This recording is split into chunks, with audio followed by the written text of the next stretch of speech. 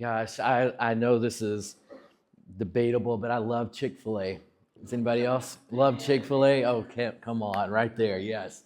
So there's this lady off exit 87, that Chick-fil-A. Is that the bypass, right? Is that what we call the bypass? Her name is Penny. She is phenomenal. She's usually out taking orders at the drive-thru. You know how it backs up, so you don't even get to go to the window at Chick-fil-A or even to the speaker. Like they've got their servers coming out. So Penny is phenomenal. So next time you're in line at Chick-fil-A exit 87, Penny is taking your order. Strike up a conversation with her. We back up traffic a little. Additionally, when she and I start talking, we just get into a great conversation. She's phenomenal. Gosh, I wish Penny had taken my order a few weeks ago. So I'm going and getting some breakfast. My dad was in. Bella was out of school that particular day. So it was just the three of us. And I would go get some Chick-fil-A, and I'd go to this one particular Chick-fil-A. And I know, and you probably have some restaurants like this, you know before you pull off, what should you do? Check the bag, right? This Chick-fil-A, I knew to check the bag. They miss stuff all the time. I don't know what's happening over there, but they always do. But you know what? I've got faith. It's God's place, right? So I got faith. So I just pull off, go home, get there, unwrap it. We're going to have breakfast together, sit around like the kitchen counter, just talk and everything. Pull the food out. They're not missing one item. It's missing two items. I'm like, are you kidding me? I knew to check the bag. I'm starting to get a little worked up. And I know it's a first world problem, right? It's a first world problem, but it's frustrating me. So I'm like, you know what? Just own it. So I zip back over there. Time out. On my way over, I remember that I've been having a conversation with Bella, especially in the mornings when I take her to school. And I've been teaching her how to reframe our experiences. So when something isn't going your way, it's frustrating you, it's upsetting you, you start to feel that anger arise. Reframe it. Think about what you have, not what you don't have. Put it into perspective. See through the moment into a better part of your day, a part of your week. That really convicted me. So I get in line and I'm like, you know what I'm going to do? I'm just going to slow down. I'm going to go back up to the speaker or the server, just politely tell them they forgot a couple of items and then get the items, rush back home. Food will probably still be warm. If not, we have a microwave. Nuke it. Then we'll have our conversation. It'll be okay. I started to feel calm right there in line. I kid you not. I'm being serious right now. Guys, give me a little grace here. I started to hear the wind just working its way through the trees. Kid you not. I started hearing the traffic, and I don't know what's going on with this particular road that I was close to, but I could hear those trucks, you know, when like they shift gears or something with the brakes and go, "Rah!" That right there. I was hearing that, and I knew what it was. There was a song on the radio this particular morning. I had the radio turned down a little bit, but I was really listening to the words, and I'm a sound guy, but I was hearing this song afresh, and I didn't know sneakers. You know, usually when sneakers scuff on a basketball court, you know that little sound? They do that on concrete too. So the server's coming out, scuffing right there on the concrete, and I could hear their shoes, and I'm just present in this moment. And then I heard the ruffling of the bags as they were bringing them out and passing them on to the customers. And I get up, and they're like, here's your order. I'm like, thank you. And I drive off. And I was like, oh, that's it. That kind of peace, that kind of reframing. And I drive and I get to this connecting road, stop sign, and come up, and I'm going to go to the stoplight. And the stoplight's going to have like 5 lanes of traffic. One is going to go, or 5 lanes. One is going to go across, one to the right, one to the left, and then 2 coming in. So I'm just pulling up and I'm like, this reframing stuff really does work. And I come over this little hill and I see this. And I'm like, what? Are you kidding me? Everything was going so good. Why is this guy blocking 3 lanes of traffic? Look at that. He's blocking all. You can't see to the left, but he's blocking that. Why? Oh my gosh. So I see this and all that reframing stuff. I'm like, I'm not telling Bella that anymore. That stuff doesn't work. Oh my gosh, what is this guy doing? Anyway, make a long story short, I go home, we have a breakfast, and it's all good, right? James is going to drop a bomb on us in just a second. Okay, he's going to say something that gets a little personal. Maybe it's not personal for you, but it gets so personal for me because I don't know why, but this is one of those issues I have to constantly work on because I can get worked up so easily over nonsense and just small stuff. Gentlemen, anybody feel me on that? Yeah, And it's the small stuff like this joker here, blocking 3 lanes of traffic. So James is going to come along and he's going to say something that should get all of our attention. And I don't know how he says it.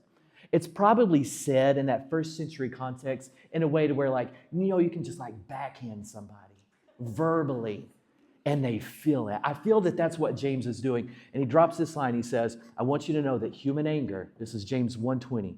He says, human anger does not produce the righteousness that God requires. Some of your Bibles will say, does not produce the righteous life that God requires. You hear that? Human anger does not produce the righteousness or the righteous life that God really wants for us. Now, just in case you don't know, when you read that word righteous, that is a really interesting word. When you break down the word righteous or righteousness, it is related to this concept where God takes it upon himself to make you and I right with himself because we can't do that ourselves. That's why belief in Jesus makes us right with him. So God takes it upon himself to make us right with himself, and then we learn what it's like to grow up in that. And that's what we call discipleship.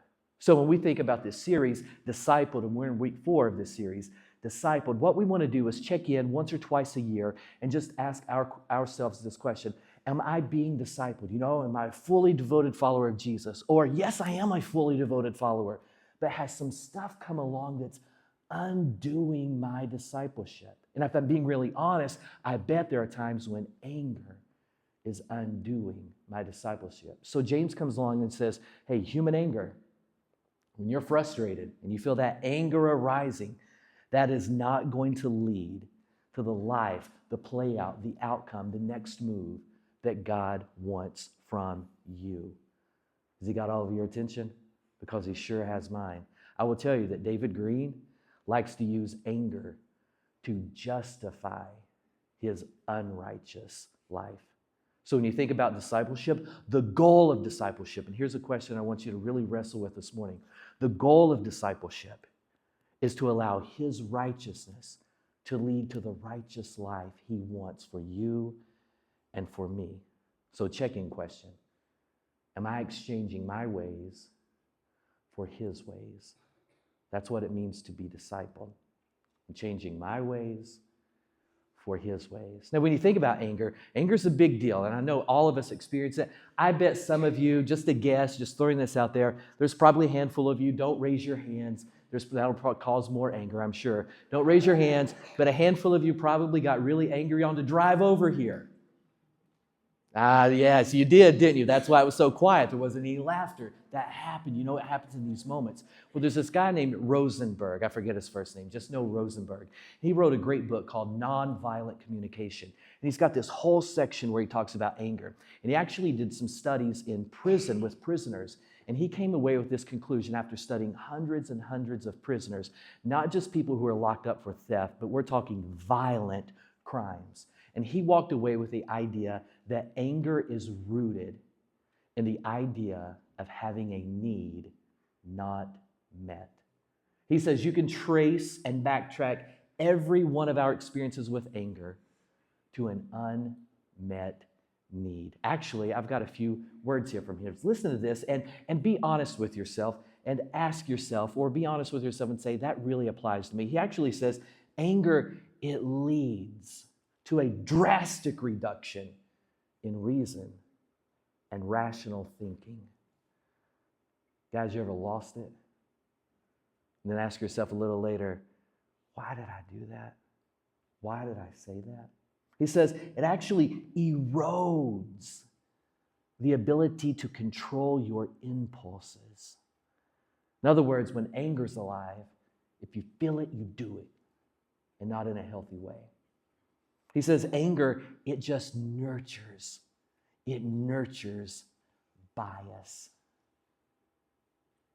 He says anger will dismiss the truth so quickly and often as necessary.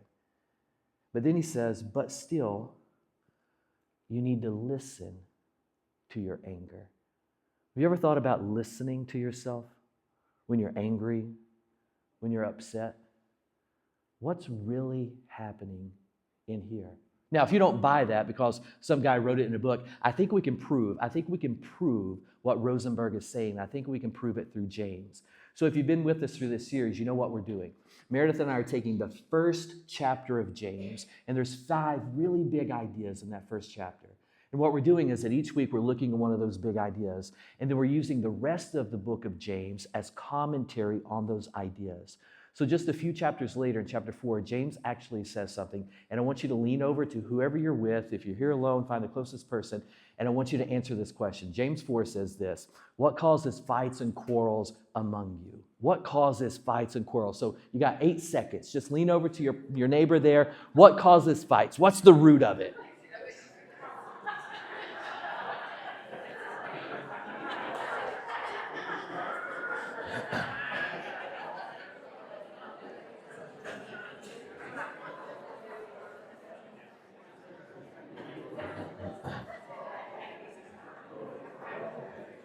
All right. Let's bring it back. I don't know how to take all of that conversation. Do you really know a lot about what causes the fights? That's good. All right, James is going to rock our worlds, okay? And he's going to make this super simple. He's going to ask this question, then he's going to answer it. So what causes those arguments, that tension, that frustration between you and someone else? Why in the world would someone get upset? Simply because somebody's trying to merge into traffic and they happen to be blocking 3 lanes. What causes this? James says, you want something you don't have. That's it. James addresses in that small verse, that very quick verse, that brief statement, he addresses and analyzes and reaches a conclusion about the core of every single conflict. And this backs up Rosenberg's research. What causes the fights? What causes the tension? You want something you don't have. And that's why Rosenberg says behind anger is an unmet need. He actually goes on in his book, and it's fantastic, and I think James corroborates this. He says, any anger that you and I experience is going to be built up on blame. And that's exactly what I was doing. I had no idea who was driving that van. Had no idea it was parked there. Why I was sitting there, blocking my direction, taking time away from my morning because I had the need to get back to my family and enjoy that breakfast. So he says there's a great suggestion you can do here to actually work through this in a practical way. And if you've been with us for the past 4 weeks, you know we've been highlighting just how practical the book of James is. There's not a lot of deep theology. There's not a lot of trying to prove that Jesus is who he claimed to be. It's actually discipleship 101. What does our faith look like when it is literally lived out? When you and I are exchanging our ways for his ways, what are the implications of that for your life? So here's what Rosenberg suggests, and I think James would back him up. He says, anytime you're angry, replace this. So make this statement. When I'm angry, or I'm angry because I'm angry because they parked across 3 lanes, right? I'm angry because he says, don't do the blame game. Instead, replace that question with this. I am angry because I need. And I felt that pressure. I needed to get back home. My dad was going to be leaving. I wanted to spend time with him. I need. Now, any good way of dealing with something, you've got a very popular or a very workable or a very doable formula to actually move forward with something. And Meredith is going to come up in just a moment. She's going to share a formula that James lays out to help you and I deal with anger. So when we're listening to it, and I feel that anger arising, or if anger's alive in your life right now, James is going to give us a formula how to deal with it. But just to get you rolling, get you prepared for Meredith, here are some popular formulas. Like, I don't know, a length times width gives you area, right? Okay, what is H2O? Right? Okay, now let me see if you all lie or not. What is this one? Raise your hand if you know what this means. Really? Okay, I have no idea what this means. I just know it's a popular formula, right? Well, there's another popular formula that Meredith is going to tell us a little bit about. Good morning, everybody. If you all have a piece of paper, or if you just want to do some mental math this morning, I'm going to give you all a quick problem, okay? 12 plus 4 divided by 2. Nope, I want the other 12 plus 4 divided by 2. Okay, that's the other one. Okay, I wasn't very clear in my direction, was I? I just simply said 12 plus 4 divided by 2. So all of my middle school people that 5th grade and above, the order of operations start to pop into your head a little bit. We might hear something called PEMDAS or GEMDAS, and honestly, those make me want to vomit when I hear them because I do not teach rules like that in my classroom. But when we start to think about it, I want you all to look at this picture popping up. I get these all the time. I don't have social media, but my friends and my family love to send me pictures like this. And they say, Meredith, do the math. Tell me what the answer is. I want you to look at these 3 calculators. Do you notice that it is the exact same operation with the exact same quantities, and we get 3 different answers? Now, if that doesn't make you frustrated and angry, because math is all about rules, right? It's black and white. We get a correct answer or an incorrect answer, but how come we have 3 answers, but we use the same operations with the exact same numbers? How does this happen? I want you all to think about this for a minute. What if I were to tell you that as a math teacher, I taught my kids a foreign language? When my kids came into my 4th grade classroom that I had all those years ago, I would tell them every year, tell your parents, you're going to be learning a foreign language this year. And they would go, what? Math is a language. When we talk about this perception of language, I want us to take a look at how we can use this language to break down. Let's start with the calculator on the left. When we look at our operations of addition, subtraction, multiplication, and division, we can say that they are fundamentally binary, meaning you can only add or subtract, multiply or divide 2 quantities at a time. So because of that, we can say that the expression on the left is a sum. And if we say it's the sum of what 2 things? So it's the sum of 100 and the product of 130 and 5. So when you look at the order this way, it would give us 750. So now let's go to the center calculator. This one's also a sum. So when we look at the sum of what 2 things, the sum of 130 and the product of 105. So if you look inside of those parentheses, that's what we're going to have different products to where that would be 650, the other one would be 500. It's all about language and order. There's a syntax and a structure to it. And let's look at the last one, the calculator on the right. This one's a product this time. And the product of what 2 things? 230 and 5. So then that would give us a total product of 1,150. So to further on with this idea, I want to kind of show you how we can see math as a language. So let's go to this chart. Math is all about language and notation. So when you break this down to the basic roots of everything, math and English have alphabets. We have a group within our alphabet is our letters. You can start singing the song if you want to go through all of them. But we have an alphabet in math. And if we're using a base 10 system, which we normally do, our digits, our alphabet are the digits 0 through 9. When you start to combine those digits and those symbols together, you create words or specific quantities and values. So like we chose 3 different letters, D, O, and G. If I were to rearrange those letters, it gives it a new meaning, doesn't it? Same thing with 613. If I were to rearrange those digits, it gives that number, that quantity, a different meaning. So once we take these words and quantities, we can start building expressions or incomplete sentences with those. We can say the dog, okay? We don't know what the dog did yet, but the dog, and then one of our expressions from the calculator, we can take those expressions and now bring in verbs. We can bring in actions. The dog jumps. The sum of 100 and the product of 130 and 5 is equivalent to 750. We can create actions and sentences with this. The reason why I want you all to see this is because inside of our English language, as in math, there's an order, there's a syntax, there's a structure to how we are looking at this, and how we read this language is going to determine its meaning.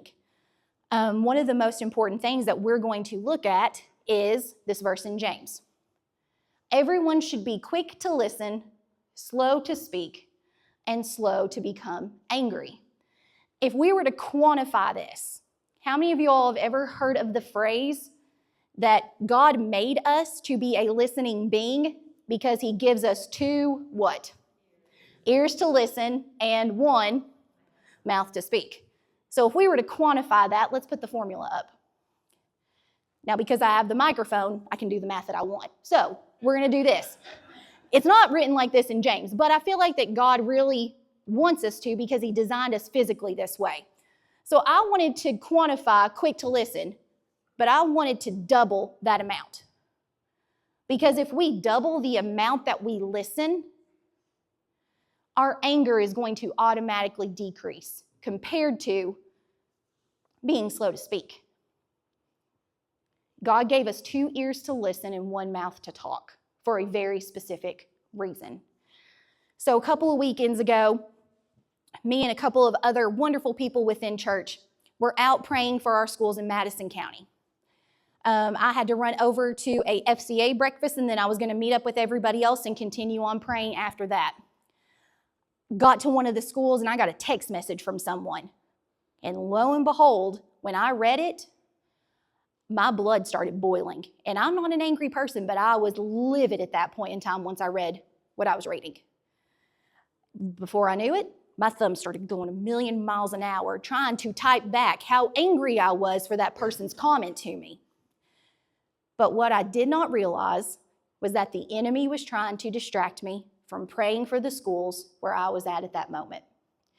And what I think is so funny is that those couple of weekends ago, I was working on this particular lesson. And I was like, oh, okay, I see what you're trying to do there.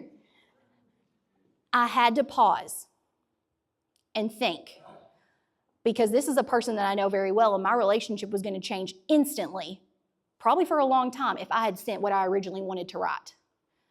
So I thought about it, and I said, okay, the enemy's trying to get me distracted from praying over these schools, for praying a hedge of protection around our schools for this particular reason. And so I stopped and I waited. I waited a couple of hours before I responded back. And I feel like that part of being a disciple, if you look at that root word of disciple, I see the word discipline in it. Like David was talking about that, how our logic and our reasoning goes out the door when we become angry. I felt that in that moment. But I had to discipline myself and not be a hypocrite, because I knew I was going to be coming up and talking to you all about this. And then lo and behold, I sent a text message back that I knew was going to change my relationship with that person for a very long time. So whenever we think of quantifying, always try to remember, take that time to listen to where you will be slow to speak and therefore being slow to anger.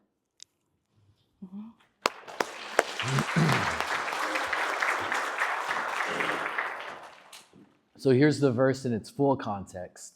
James starts out and he says, everyone. So that includes all of us, even me, right? All of us.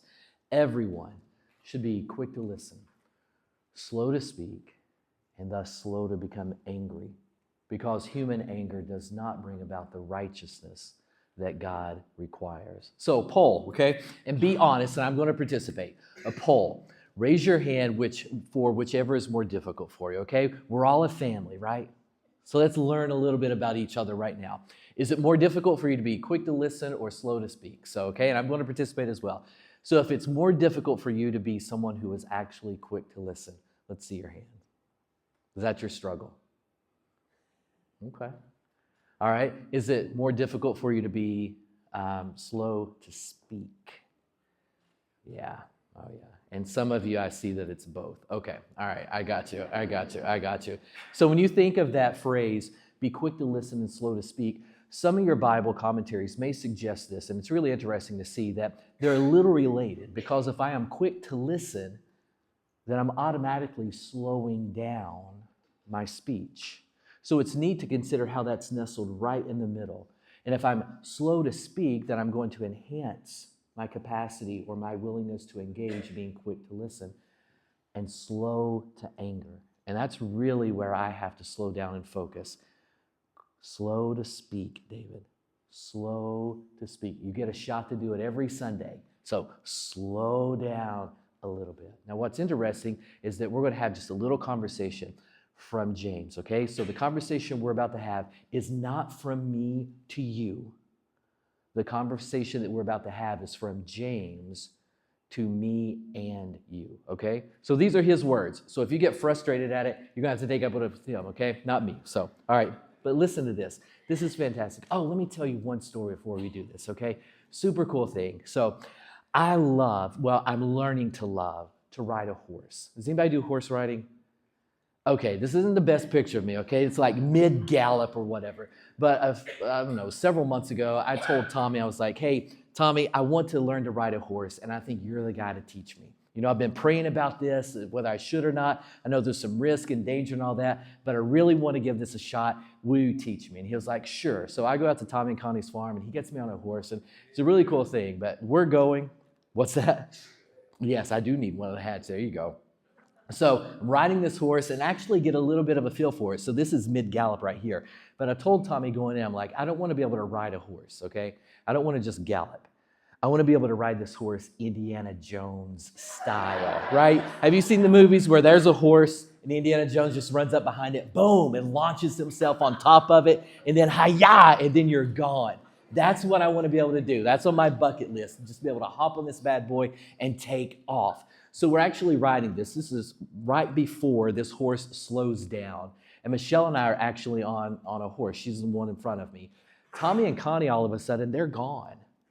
So we're just on these horses, and it's we don't know what to do. So the horse is just like this and then this and everything. Well, my horse starts to get a little frustrated. I don't know why. And I'm like, easy boy, quick to listen, slow to speak, slow to get angry. You know, I'm trying to steer this horse. And then I remember some of the things Tommy told me. So I just get the reins a little bit, and I start doing what he told me, pulling back, adjusting, and it starts working. And I'm like, oh my gosh, this thing's huge. And I got it going on. Like, it's stable. Everything's all right. And then I look around at it and everything, and there's this little tiny tool in its mouth. And I've got control of this big, beautiful beast because of that. Now, again, don't get upset with me. James, when we put bits into the mouth of a horse to make them obey us, we can turn the whole animal. Or take ships for an example. Although they are so large and they're driven by strong winds, they're actually steered by a very small rudder wherever the pilot wants to go. Likewise, the tongue. You're thinking slow to speak. The tongue is a small part of the body, but consider how a great forest is set on fire by a small spark. The tongue, it's also a fire, a world of evil among the parts of the body. It corrupts the whole body, and get this, sets the whole course of one's life on fire, and itself is set on fire by hell. Good gracious. With the tongue we praise our Lord and our Father, and with the tongue we curse human beings who have been made in his likeness. Out of the same mouth come praise and cursing. Then he comes back to that idea of everyone should be quick to listen and slow to speak and slow to become angry. And he says, my brothers and my sisters, as a family, this should not be. So where are you on your discipleship journey? Do you feel discipled? Because this idea of anger, it affects us all. And sometimes when you least expect it to arise. That's why we've got to get control of it. And we reduce it by being quick to listen, slow to speak. And we do so not just because we want to be in control, but because when we're angry, human anger does not produce the righteous life God requires. So I know where some of you are thinking, and we're going to end with this. I know what some of you are thinking. Some of you are thinking, yeah, but what about Jesus, right? What about Jesus flipping tables, so upset, and he was in human form? Give me just a second to speak to that. James was most likely the brother of Jesus. So when James wrote, I bet he has some stories to share that he didn't write about, that he could have, from his experiences growing up with Jesus, watching Jesus do his thing, observing him, listening to his words, seeing how he navigated life. So if right now you are in a heated moment of anger with what's going on in the world, what's going on in your world, in your family, what's going on in your office or your company, with your colleagues or your friends, just what's going on in here, then I want you to hear this, and I want you to hear it clearly, because that anger is not going to lead you somewhere where God wants you to be. Actually, it's going to lead you to undo the discipleship that is occurring in your life. So if you're thinking about Jesus to try to justify an unrighteous behavior, listen to this, because you're right. Jesus did flip tables. We read about it. On reaching Jerusalem, Jesus entered the temple area and he began driving out those who were buying and selling there. He overturned the tables of the money changers and the benches of those selling. So you're right. But several verses before this is what we read. Jesus entered Jerusalem and he went to the temple where all this stuff was happening, and he looked around at everything. But since it was already late, he went back out to Bethany with the 12 the next day. If you're wrestling with anger, I want to challenge you to do what Meredith did and wait before you make a move. Or to do what your leader, your Lord, did and wait before you make a move. If you need to move forward and there's anger driving it, take a time out and wait until the next day. And not only by yourself, he went back out to Bethany with the 12. So here's what we've done. We've bought a bunch of these sleeves. If you know anything about Purdy's downtown on Main Street, they've got this board, and you can go ahead and buy a cup of coffee for someone, and you just write their name or who it is, and you just tack it to that board, and the coffee's paid for. So you'll go in there and you'll see it's on their counter, kind of to the side where they keep their water container there. And there'll be boards there with names like David Evans. I see that one on there all the time. Or for a veteran, or for a police officer, or for a public servant, or somewhat another specific name. And if that's you, you just go in and you get that. Well, we've put a bunch of these up on that board, and they simply say, Madison Hills Christian Church guest, MHCC. So here's what I'm asking you to do, because I love you and I want the best for you. I want you to go and get one of these if anger is just alert and active in your heart and mind and spirit right now. Will you take a time out, and will you wait before you act? And have a cup of coffee on us, and just go there, do some Bible reading, do some praying, do some thinking.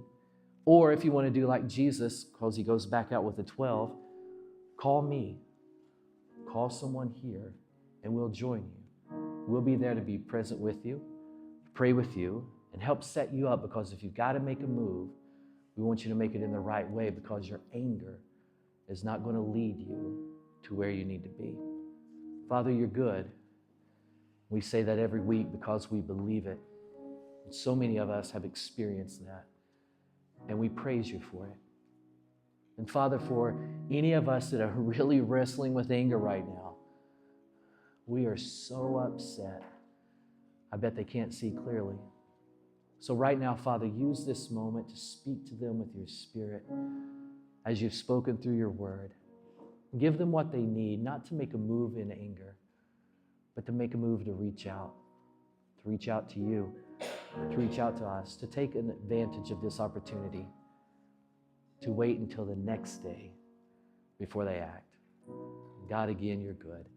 We know that because of your Son, Jesus. So as always, it's his name we use to pray and praise you. Amen.